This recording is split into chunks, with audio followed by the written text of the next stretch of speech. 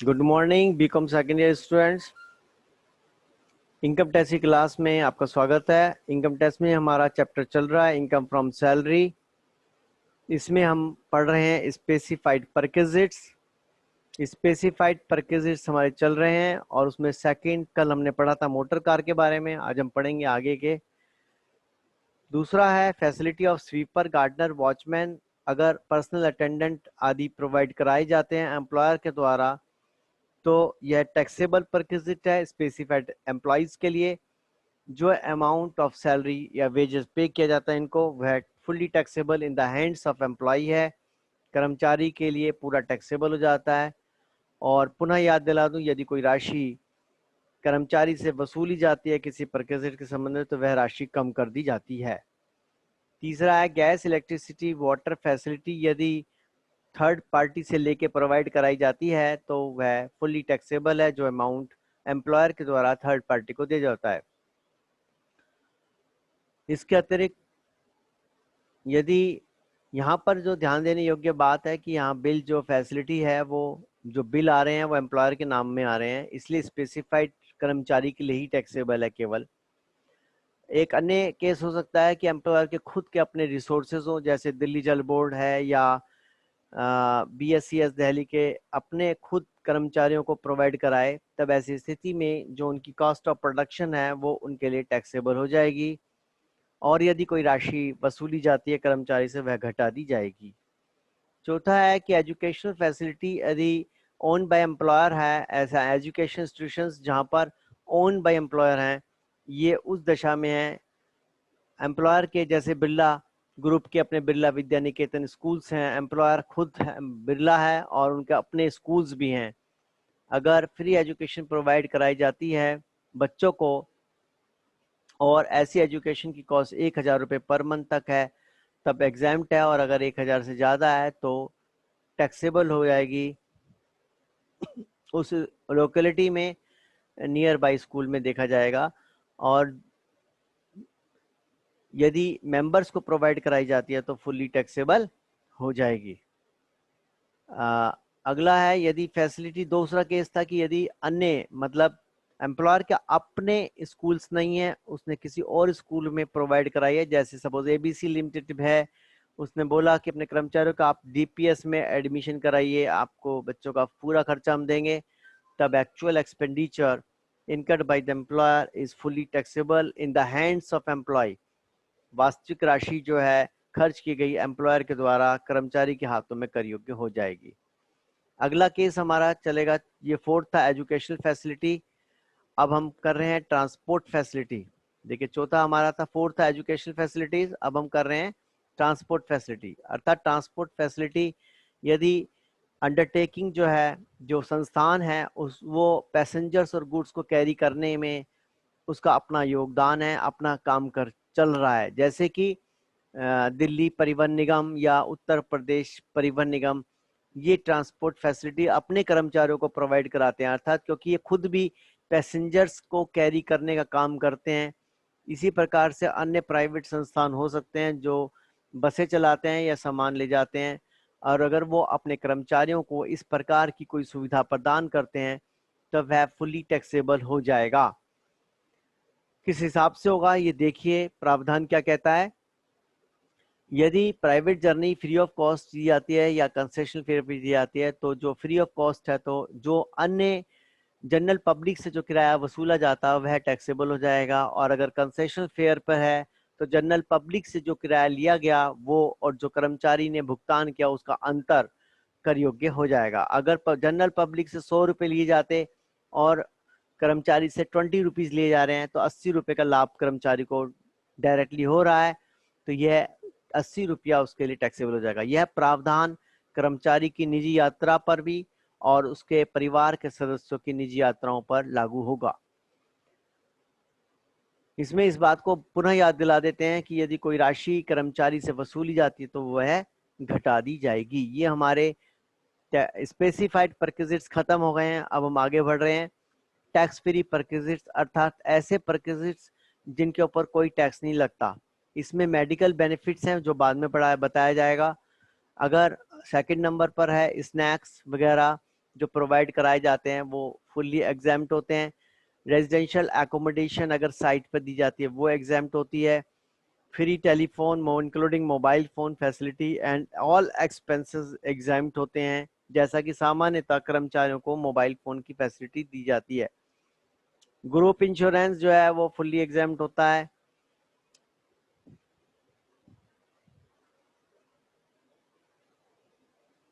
Group insurance अगर employer के द्वारा दिया जाता है तो कर मुक्त होता है। स्कॉलरशिप अगर बच्चों को मिलती है कर्मचारी के, वो भी कर मुक्त होता है। घर से ऑफिस आना और ऑफिस से घर आने के लिए जो सुविधा मिलती है वो भी कर मुक्त होती है। इसी तरह यदि कर्मचारी को कोई रिफ्रेशर कोर्स कराने के लिए भेजा जाता है तो वह भी कर मुक्त होता है। इसी प्रकार से यदि परकेजिट्स के ऊपर कोई टैक्स पे किया है एम्प्लॉयर ने तो वह भी कर मुक्त होता है। हाई कोर्ट और सुप्रीम कोर्ट के जजेस के लिए जो रेंट फ्री हाउस है वो भी कर मुक्त होता है। कर्मचारी को लैपटॉप कंप्यूटर्स मिलते हैं फ्री यूज करने के लिए, वह भी कर मुक्त होता है। 20,000 रुपये तक का लोन भी कर मुक्त है। अपने वर्क को पूरा करने के लिए यदि कोई जर्नल्स या मैगजीन्स मिलती हैं वो भी कर मुक्त हैं। इसी प्रकार से यदि एलटीसी मिलता है वो भी कर मुक्त है। अब हमारा आता है मेडिकल बेनिफिट्स, जो हमने पहले नंबर पे छोड़ दिया था। अब हम यहाँ शुरू करते हैं। एक बात का पुनः याद रखिए कि असेसमेंट ईयर 2019-20 से पहले 15,000 रुपये तक का बेनिफिट मिलता था कर मुक्त का। अगर आप प्राइवेट क्लिनिक में या नर्सिंग होम में ट्रीटमेंट कराते हैं, जो असेसमेंट ईयर 2019-20 से हट गया है, इसलिए इस बात को बार बार ध्यान रखें, गलती ना करें। यदि आप अपने एम्प्लॉयर के अपने अस्पताल में कोई ट्रीटमेंट कराते हैं एम्प्लॉय या उसका कर मेंबर, तो कर मुक्त होता है। यदि सरकारी अस्पताल में कराते हैं तो भी कर मुक्त होता है। यदि कर्मचारी ने कोई मेडिकल पॉलिसी ली है और उस मेडिकल पॉलिसी के आधार पर वह अपना ट्रीटमेंट कराता है और उसकी वजह से उसको रिइंबर्समेंट हो जाता है तो वह कर मुक्त होता है।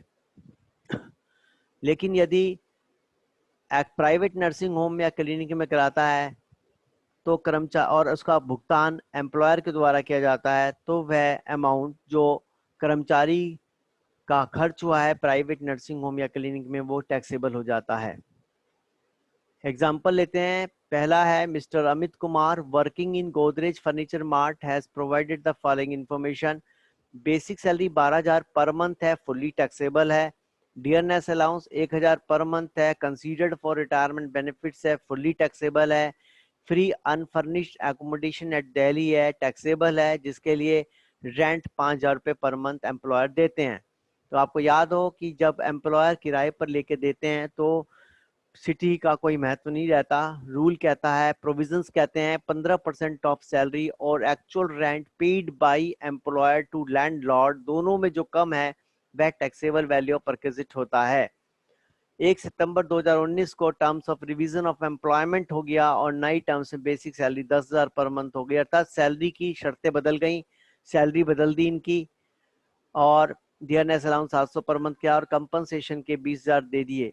एम्प्लॉयर ने उन्हें एक ओल्ड फर्नीचर 3,000 रुपये में बेचा जो 2 वर्ष 1 महीने पहले 1/4/2017 को 10,000 रुपये में एम्प्लॉयर ने खरीदा था। इनकी टैक्सेबल सैलरी निकालनी है। एग्जाम ये क्वेश्चन आपको समझा दिया गया है। अब आप सॉल्यूशन देखिए। सॉल्यूशन करने से पहले हमें वर्किंग नोट्स बनाने होंगे। पहला है रेंट फ्री हाउस, सैलरी 5 महीने, क्योंकि पहले 5 महीने ही इनको मकान दिया गया, बाद में मकान नहीं दिया गया। तो 12,000 इंटू 5 बराबर 60,000। 1,000 रुपये इंटू 5, क्योंकि D A part of salary है पहले 5 महीनों में, तो 5,000। 60,000 जमा 5,000 बराबर 65,000 सैलरी का मीनिंग हो गया रेंट फ्री हाउस के लिए। सैलरी का मीनिंग हो गया रेंट फ्री हाउस के लिए। इसका 15% रूल क्या कहता है, 15% ऑफ सैलरी और एक्चुअल रेंट, तो 15% 65,000 का हो गया 9,750। 5 महीने का किराया हो गया 5,000 इंटू 5 25,000, दोनों में जो कम है वो हो गया टैक्सेबल वैल्यू ऑफ परक्विजिट 9,750। पहला वर्किंग नोट हमारा कंप्लीट हो गया। दूसरा वर्किंग नोट है फर्नीचर। फर्नीचर 10,000 का खरीदा था, 2 वर्ष का डेप्रीशिएशन, क्योंकि 2 वर्ष हमारे कंप्लीट हो गए हैं तो 10% 1,000, 10% 1,000, टोटल 2,000, 8,000 रुपये हमारी डेप्रीशिएटेड वैल्यू आ गई। इसमें से जो कर्मचारी से वसूला गया 3,000 रुपया और बचा हुआ वैल्यू ऑफ परक्विजिट रह गया 5,000 रुपये। अब हम सॉल्यूशन करेंगे इसको, कैसे प्रेजेंटेशन दिया है ऐसे ही आपको करना है। Computation of taxable salary of mister Amit Kumar for assessment year 2020-21। Basic salary 12,000 into 5 60,000, basic salary 10,000 into 7 70,000। पहले 5 महीने की बेसिक सैलरी अलग लिखनी है, बाद के 7 महीनों की सैलरी अलग लिखनी है, क्योंकि 12 महीने हो गए पूरे हमारे। डीएनएस अलाउंस 1,000 इंटू 5 पहले 5 महीने का है बेटा 5,000, बाद में 700 रुपए इंटू 7 4900 रुपए हो गया। Value of rent free house 5 महीने की हमारा हो गया, वर्किंग नोट हमने दिखाया था अभी 9,750। फर्नीचर का वर्किंग नोट हमारा है 5,000। कंपनसेशन इन लिeu ऑफ टर्म्स 20,000 मिले हैं, तो ग्रॉस सैलरी होगी 1,74,650। इसमें से स्टैंडर्ड डिडक्शन के 50,000 घटा दिए तो हमारी टैक्सेबल सैलरी होगी 1,24,650। ये हमने वर्किंग नोट बताए थे। अगला question, mister Kamal Mohan working in college has provided the following information. Basic salary 82,000 per month, taxable है। डीएनएस अलाउंस 41,000 पर मंथ है एंड कंसीडर्ड फॉर रिटायरमेंट बिल्कुल टैक्सेबल है। Free unfurnished accommodated in Mumbai for which employer page rent 25,000 per month, tax ये बताया गया है accommodation के लिए। तो रूल बताया था 15% ऑफ सैलरी और actual rent paid by employer दोनों में जो कम है।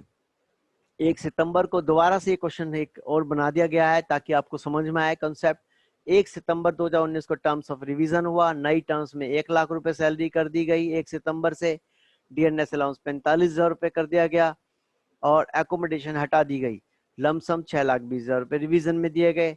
इन्हें एक ओल्ड फर्नीचर 30,000 का बेचा गया। 2 वर्ष 5 महीने पहले इन्होंने खरीदा था, 1/4/17 को खरीदा था कंपनी ने, मतलब कॉलेज ने 1,00,000 रुपए का और इन्हें 30,000 में दिया। तो क्वेश्चन करने का फिर वही तरीका, पहले हम वर्किंग नोट बनाएंगे।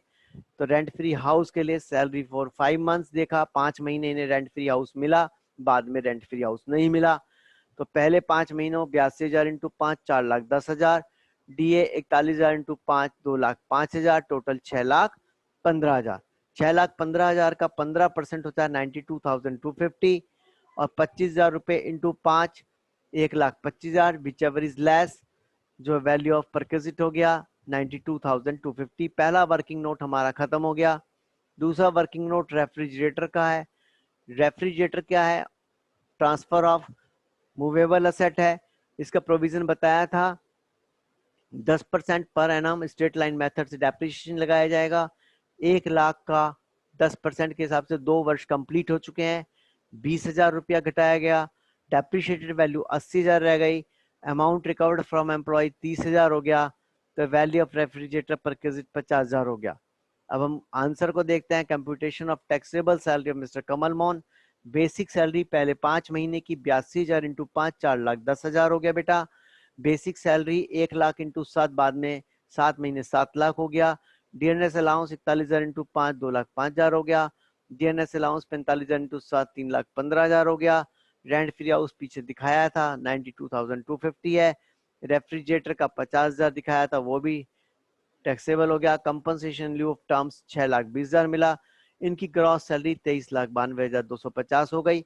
लेस डिडक्शन अंडर सेक्शन 816 जो है 50,000 कटा दिया, तो टैक्सेबल सैलरी 23,42,250 हो गई। अब आ जाइए आगे, एग्जाम्पल नंबर 3 देखते हैं।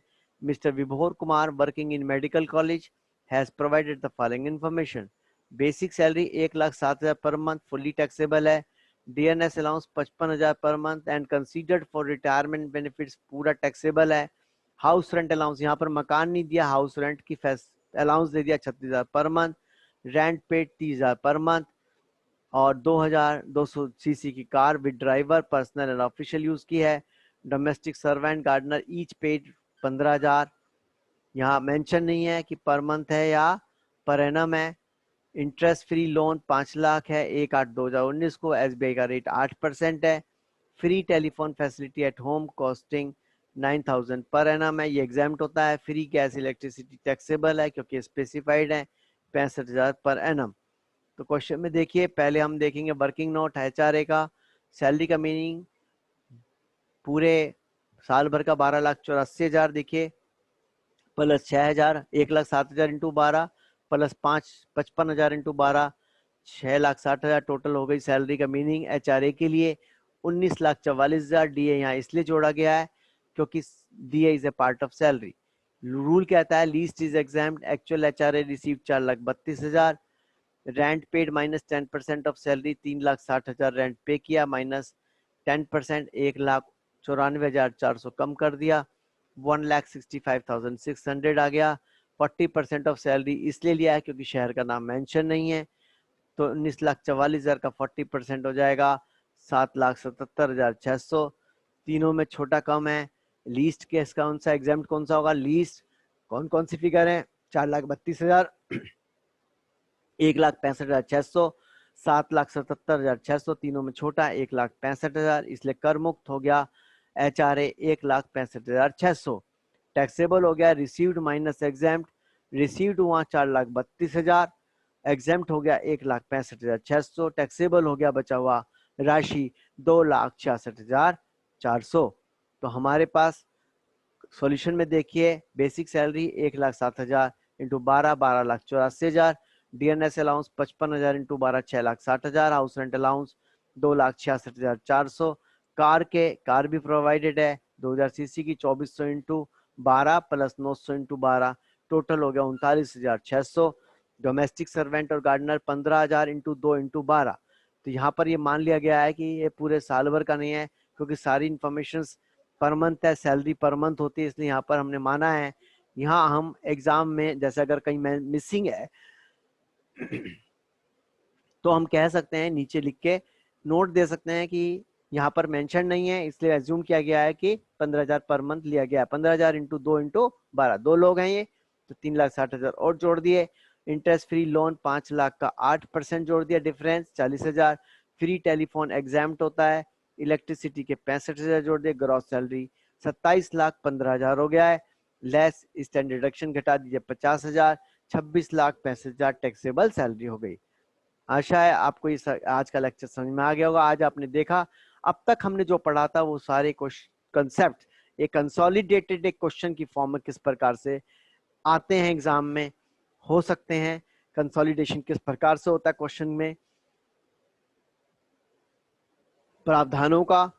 और आशा है आप इन सभी क्वेश्चंस को जो स्क्रीन पे दिखाए गए हैं इन्हें दोबारा से नहीं समझ में आता, दोबारा देखिए, लेक्चर्स को सुनिए, इन क्वेश्चंस को अपने हाथ से एक बार करिए। कल हम आगे फिर बढ़ेंगे, आगे और आगे बढ़ेंगे। Thank you very much. Income tax.